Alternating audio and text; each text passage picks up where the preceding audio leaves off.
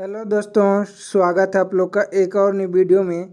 आज हम देखेंगे छत्तीसगढ़ के सामान्य ज्ञान के अति महत्वपूर्ण प्रश्न जो कि छत्तीसगढ़ के किसी भी एग्ज़ाम की दृष्टि से बहुत ही महत्वपूर्ण हो जाते हैं। तो पहला प्रश्न देखेंगे, छत्तीसगढ़ की मिट्टी के स्थायी नाम को सुमेलित कीजिए। ऑप्शन ए डोरसा रेतीली, ऑप्शन बी लाल बुलई भाटा, ऑप्शन सी लाल पीली मिट्टी मटासी, ऑप्शन डी कोई नहीं। तो इस प्रश्न का सही जवाब होगा ऑप्शन सी लाल पीली मिट्टी को ही मटासी मिट्टी कहते हैं। मटासी मिट्टी जो है लाल पीली मिट्टी का स्थानीय नाम है, इसलिए यह सुमेलित है।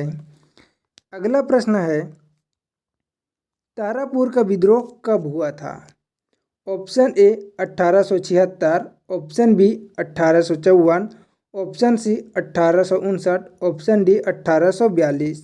तो इस प्रश्न का सही जवाब होगा 1842 को तारापुर का विद्रोह हुआ था।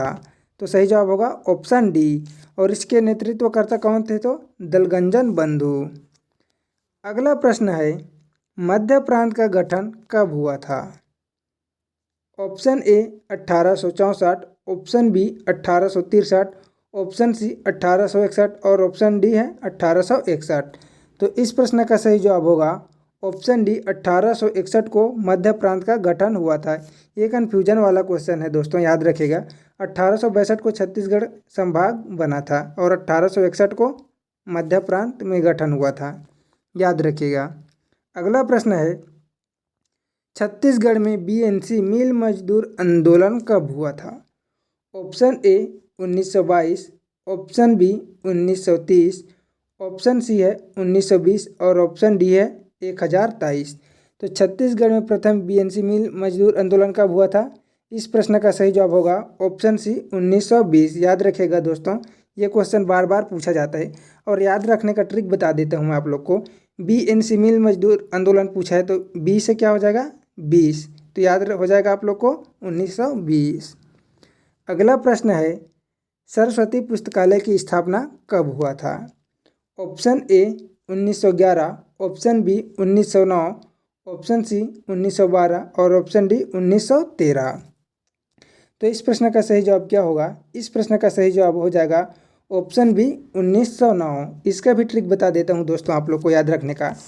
हम लोग का जो देवी होती है उनकी कितने रूप होते हैं? तो 9 रूप होते हैं। इसी में एक रूप सरस्वती को मान लेते हैं। तो इस तरह से आप लोग याद रखेगा कि सरस्वती पुस्तकालय की स्थापना हुआ था 1909 में।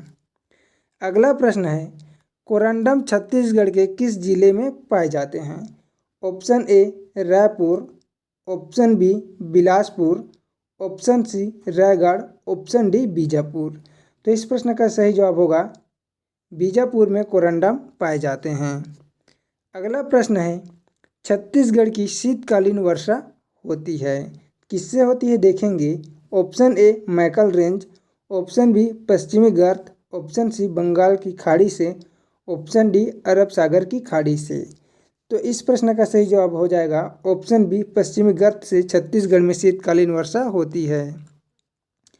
अगला प्रश्न है, महानदी बेसिन लगभग किस चट्टान के शैल समूह से बना हुआ है? Option A Gondwana, option B Kadapa, option C भरतार और ऑप्शन डी धारवाड़। तो इस प्रश्न का सही जवाब हो जाएगा ऑप्शन बी कडप्पा शैल समूह से छत्तीसगढ़ का मतलब छत्तीसगढ़ बेसिन का अधिकांश भाग बना हुआ है। अगला प्रश्न है, छत्तीसगढ़ का सबसे बड़ा व लंबा पाट प्रदेश कौन सा है? ये पाट हो जाएगा गाइस, याद रखिएगा। ऑप्शन ए पंडरा पाट, ऑप्शन बी लहसुन पाट, ऑप्शन सी जसपुर पाट, ऑप्शन डी जमीर पाट। तो सबसे बड़ा व लंबा पाट प्रदेश कौन सा है? तो इसका सही जवाब हो जाएगा ऑप्शन सी जसपुर पाट। और सबसे छोटा पूछ देता तो यहीं पे हो जाता समरी पाट। अगला प्रश्न है, एशिया का पहला साइफान बांध है? Option A Madam Silli, option B Gangrel, option C Sikasar, option D Dudhawa. तो एशिया का पहला साइफान बांध कौन सा है? इस प्रश्न का सही जवाब होगा ऑप्शन ए माडूम सिल्ली। अगला प्रश्न देखेंगे, छत्तीसगढ़ में कुल आकांक्षी जिला की संख्या है? Option A 10, option B 13, option C 11, option D 12। तो इस प्रश्न का सही जवाब होगा ऑप्शन ए 10। छत्तीसगढ़ में कुल 10 आकांक्षी जिले हैं। अगला प्रश्न है, शुद्ध वार्षिक भूजल उपलब्धता सबसे कम है, तो कहाँ कम है देखेंगे। Option A Bilaspur, option B Raipur, option C Durg और ऑप्शन डी कबीरधाम। तो इस प्रश्न का सही जवाब होगा ऑप्शन डी, कबीरधाम में शुद्ध वार्षिक भूजल उपलब्धता सबसे कम है। अगला प्रश्न है, काजू अनुसंधान केंद्र कहाँ है। Option A Raipur, option B Kanker, option C Sukma, option D Bastar.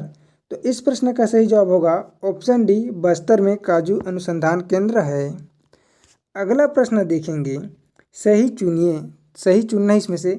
Option A Rajya Sabha संख्या 6, ऑप्शन बी लोकसभा सीट संख्या 16, ऑप्शन सी विधानसभा सीट और इनकी संख्या है 90। तो इसमें से सही कौन सा है, तो इसमें से हम लोग का सही हो जाएगा ऑप्शन सी विधानसभा सीट 90। लोकसभा सीट 16 दे रखा है जो कि गलत है। तो कितनी है छत्तीसगढ़ में, तो 11। और राज्यसभा सीट 6 दे रखी है वो भी गलत है, कितनी है, तो 5। तो इसका सही जवाब हो जाएगा ऑप्शन सी।